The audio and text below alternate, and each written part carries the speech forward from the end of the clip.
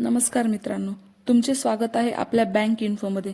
मित्रांनो, जर तुमचे एचडीएफसी बँकेत खाते असेल आणि गॅसची सबसिडी थेट तुमच्या खात्यात हवी असेल तर तुमच्या बँक खात्याला आधार सीडिंग करणे खूप गरजेचे आहे। आजच्या या व्हिडिओमध्ये आपण अगदी सोप्या पद्धतीने घर बसल्या एचडीएफसी बँकेत आधार लिंक आणि सीडिंग कसे करायचे हे पाहणार आहोत। बऱ्याच जणांना वाटतं की बँक खात्याला आधार लिंक करणं आणि आधार सीडिंग करणं एकच आहे, पण तसं नाही।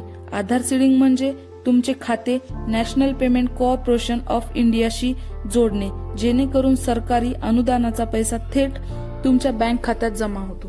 तर चला, ऑनलाईन पद्धत आहे, घरी बसल्या आपण करू शकतो, बँकेत जाण्याची अजिबात गरज नाहीये। तर व्हिडिओ शेवटपर्यंत बघा। सुरुवात करूया। आपल्या मोबाईल मधील गुगल ओपन करा। गुगल ओपन केल्याच्या नंतर सर्च मध्ये एचडीएफसी इन्स्टा सर्व्हिसेस असं टाईप करा। एचडीएफसी इन्स्टा सर्व्हिसेस टाईप करा, त्यावर क्लिक करा। आपली अजून एक वेबसाईट येते www.hdfc.bank.in, त्याच्यावर क्लिक करा।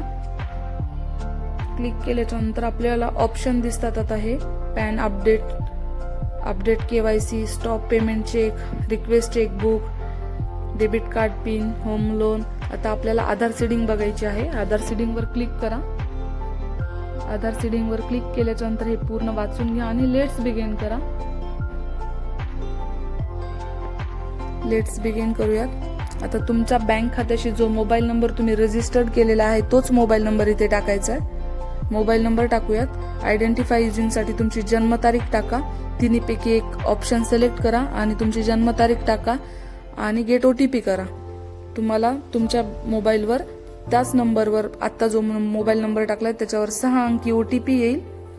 तो ओटीपी इथे बरोबर टाका। ओटीपी टाका आणि कन्फर्म करा। कन्फर्म केल्याच्या नंतर आता तुम्हाला मेसेज येईल। तुमचे जर आधार सीड केलेला असेल, verification successful, your Aadhaar number is already seed, recede Aadhaar in your account. आता सीड बँक अकाउंट नंबर दिसतो इथं आणि आधार नंबर दिसतो तुमचा, ते चेक करून घ्या। Are you receiving DBT direct benefits transfer subsidies Aadhaar banking? Yes करा। बँक नेम तुम्हाला कोणत्या बँकेचं करायचंय ते बघा आणि कंटिन्यू करा। कंटिन्यू करा।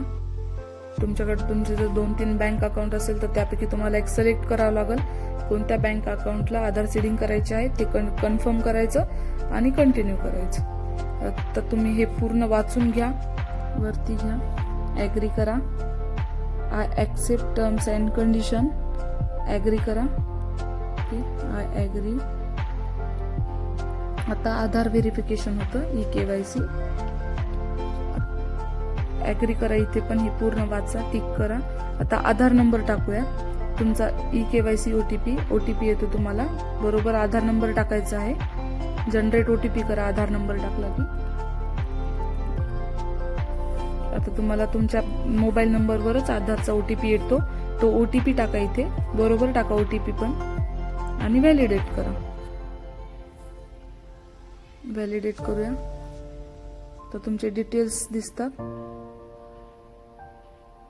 तर तुमचं नाव दिसतं इथं, कस्टमर आयडी दिसतं, आधार नंबर दिसतं, बँक अकाउंट तुम्ही जो कोणते हे केले ते बँक अकाउंटचा नंबर पण दिसतो। तो पूर्ण चेक करा बरोबर आहे का आणि कन्फर्म करा। कन्फर्म केल्याच्या नंतर आधार सीडिंग रिक्वेस्ट सबमिटेड आणि तुमची सर्व्हिस रिक्वेस्ट आयडी पण दिसते। तर बघा मित्रांनो, अशी होती आपली एचडीएफसी बँकेत आधार सीडिंग करण्याची सोपी पद्धत आणि सोपी प्रक्रिया। कुठेही जाण्याची गरज नाहीये, एकदम सोपी आहे आणि 4-5 दिवसामध्ये तुमची आधार सीडिंग होऊन जाते। तर चला, व्हिडिओ आवडला असेल तर व्हिडिओला लाईक करा, तुमच्या मित्रांसोबत शेअर करा आणि अशाच नवनवीन माहितीसाठी आपल्या चॅनलला सबस्क्राईब करा आणि भेटूया पुढच्या व्हिडिओमध्ये। धन्यवाद।